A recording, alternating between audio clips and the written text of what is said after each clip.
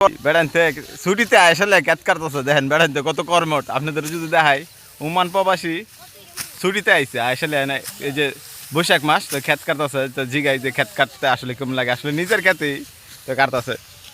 আচ্ছা আলাদিন তোমার কাছে কেমন লাগতেছে এই যে ওমান প্রবাসী হইয়া তুমি খেত কাটতেছো? আলহামদুলিল্লাহ নিজের ক্ষেত খাতাছি তাতে নিজের কাছে অনেক আনন্দ উৎসব নিজের কাছে অনেক অনেক অনেক ভালো লাগতেছে আসলে ওমান প্রবাসী আর আপনাদের 5 বছর যাবত পর আজকে নিজের ক্ষেত কাটতেছি আলহামদুলিল্লাহ অনেক ভালো লাগতেছে। আসলে বিদেশ থেকে খেত কাটতে ভালো লাগতেছে আর ছুটিতে আইছে কিছুদিন পর আবার যাইব গা।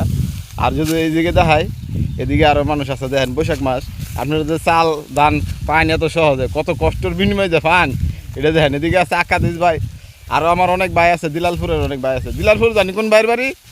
এই যে দিলালপুরের ভাই দিলালপুর বাহানগর বাড়ি। আরো যদি দেখায় আচ্ছা আরেক ভাই আছে এই বাড়ি থেকে শুনি ভাই আপনার কিছু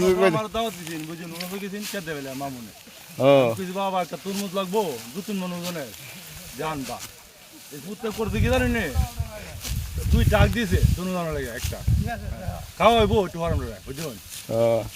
আচ্ছা ও তরমুজ খাওয়াইবো আজকে নাকি মামুন কা।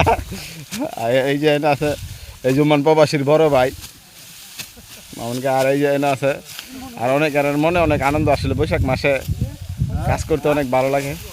আর সবার আগে এই কাঠটা অনেক দাওয়া লাগে আছে বন্ধের মধ্যে যদি আপনাদের দেখাই এই যে দেখেন কড়া কড়া গাছ তো এই যে। আর সবার বাড়ি বাজিতপুর থানার মধ্যেই কেউ বাহিনগর সবার বাড়ি। আর যে